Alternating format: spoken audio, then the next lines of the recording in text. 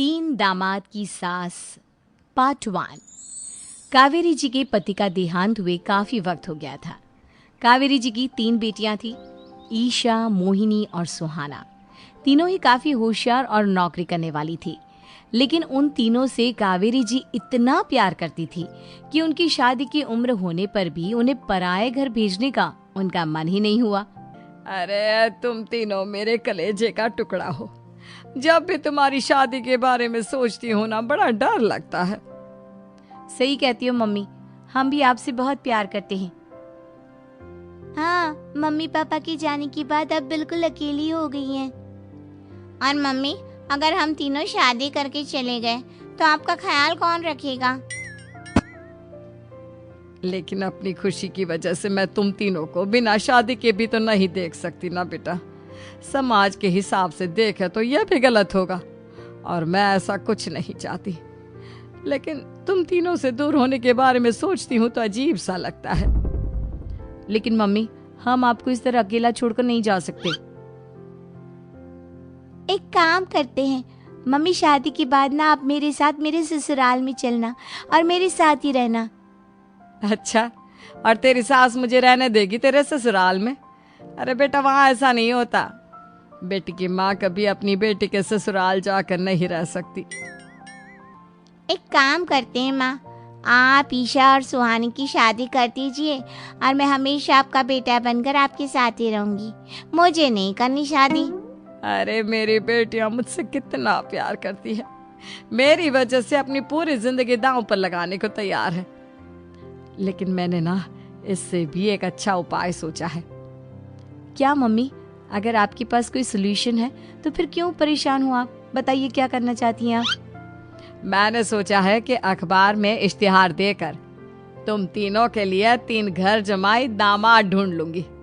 वैसे भी नौकरी तो तुम तीनों अच्छे से कर लेती हो, कमा भी अच्छा खासा लेती हो। कोई भी लड़का तैयार हो जाएगा तुमसे शादी करने के लिए। अरे मम्मी, ये हुई ना बात। इससे हमें आपसे दूर भी नहीं जाना पड़ेगा और आपको अकेला भी नहीं रहना पड़ेगा। हाँ मम्मी, ये बहुत अच्छा तरीका है। मैं तो कहती हूँ आज ही अखबार में ऐड निकलवा देते हैं। बिल्कुल, आज ऑफिस जाते वक्त मैं ये काम कर दूंगी। और कुछ ही दिनों के बाद कावेरी जी को 3 घर जमाई दामाद विवेक, सुमित और अविनाश मिल जाते हैं और वो उन तीनों लड़कों से अपनी तीनों बेटियों की शादी करवा देती है। शादी के कुछ दिन के बाद, अरे अब शादी हो गई, छुट्टियां खत्म, तुम तीनों जाकर नौकरी करो, कुछ काम करो। अरे मम्मी जी, कमाल करती हैं आप। अब घर जमाए इसलिए थोड़ी ना बनाए कि हम बाहर जाकर नौकरी करें। मम्मी जी, मेरा तो घर जमाई बनने का मकसद ही यही था कि कमाने वाली बीवी मिल जाए। बाहर जाकर काम करने से तो मेरा दिल घबराता है। घर का कोई काम है तो बता दीजिए मुझे। अगर ऐसी बात है तो शाम का खाना बनाओ। मेरी बेटियां नौकरी से थकी हारी आती है, अब नौकरी नहीं कर सकते तो कोई बात नहीं, घर का काम करो तुम लोग। मैं तो घर का काम करने में बहुत खुश हूँ, बस ये बाहर धूप में निकलना, रास्ते में जाना, नौकरी करना, ये सब मुझसे नहीं होता। बिल्कुल ठीक कह रहा है सुमित। अरे गर्मी में, बारिश में, सर्दी में घर से निकल कर जाना और उधर बॉस की चिक चिक सुनना, इससे बढ़िया तो यह है कि मैं घर में झाड़ू पोछा कर लूँ। ठीक है, फिर तुम झाड़ू पोछा करना। अविनाश शाम का खाना बनाएगा और विवेक तुम सुबह का नाश्ता और खाना बनाओगे। मेरे तीनों दामाद घर संभालेंगे और बेटियां नौकरी करेंगी। अगले दिन सुबह के वक्त, मम्मी मुझे ऑफिस के लिए देर हो रही है, नाश्ता चाहिए। अरे उस विवेक से कहा तो था कि सुबह का नाश्ता उसे उठकर बनाना है। अभी जाकर देखती हूँ क्या कर रहा है विवेक। अभी तक सोया हुआ है क्या? सुबह के 10 बज गए हैं। सोने दीजिए ना मम्मी जी, क्या हमेशा हिटलर की तरह हाथ में डंडा लेकर खड़ी रहती हैं? मैंने कहा सीधे उठकर खड़े हो जाओ और जाकर नाश्ता बनाओ। लेकिन मम्मी जी, बिस्तर में से निकलते ही कोई नाश्ता कैसे बनाएगा? 2 मिनट वॉशरूम जाकर आता हूँ। बिल्कुल नहीं, सीधे रसोई में पहुंचो, मेरी बेटी को ऑफिस जाने में देर हो रही है। कुछ देर के बाद, हे भगवान, दोपहर के 12 बजे हैं लेकिन घर इतना गंदा पड़ा है। सुमित से कहा था मैंने समय पर झाड़ू पोछा कर देना। सुमित, कहाँ हो तुम? क्या हुआ मम्मी जी? सुबह की चाय तो पीने दीजिए। आप भी याद करती हैं, चिल्लाती ही रहती है। ये सुबह की चाय है या दोपहर की चाय? अगर तुम 12 बजे उठकर सुबह की चाय पियोगे तो क्या शाम का खाना रात के 3 बजे खाओगे? मम्मी जी चिल्लाइए मत, बताइए बात क्या है। अरे 12 बज चुके हैं, अभी तक झाड़ू पोछा नहीं हुआ। घर में देखो कितनी गंदगी है। अच्छा, तो आप इसलिए परेशान हैं। वो क्या है ना मम्मी जी, आज मेरे हाथ में दर्द हो रहा है। रात को उल्टी करवट से सो गया था, हाथ हिलाया भी नहीं जा रहा। कौन से हाथ में दर्द है दामाद जी?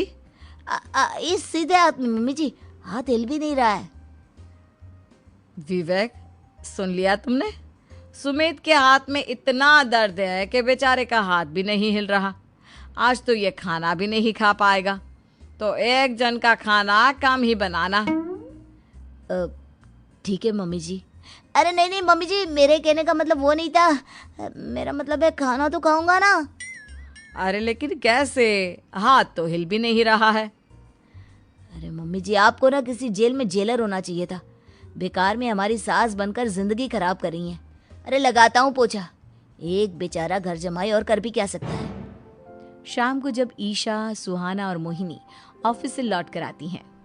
मम्मी, शाम के खाने में क्या बना है? अब ये तो तेरे पति को ही मालूम होगा ना बेटा, उसने ही खाने की जिम्मेदारी ली थी। लगता है मम्मी आपने ये घर जमाए वाला तरीका अपनाकर मुसीबत मोल ले ली है। आपके तीनों घर जमाए कितने आलसी हैं। मेरे वाले को देखो, दोपहर के 12 बजे सुबह की चाय पीता है और काम क्या करना चाहता था? घर का झाड़ू पोछा। मम्मी बता रही थी कि आज उसने घर का झाड़ू पोछा शाम के 5 बजे किया था। अब क्या बताऊं बेटा, सुबह से हाथ दर्द का बहाना करके बैठ गया था। कहता है हाथ में बहुत दर्द हो रहा है, हिला भी नहीं जा रहा। सब बहाने मम्मी।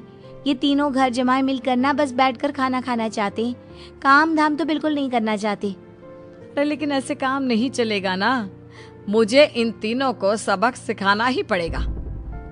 अरे तो मम्मी, आप हिटलर से कम है क्या? आपने जब हम तीनों को सबक सिखा कर इतना लायक बना दिया, तो इन तीनों नालायक दामाद को भी आप कुछ न कुछ तो बना ही देंगी।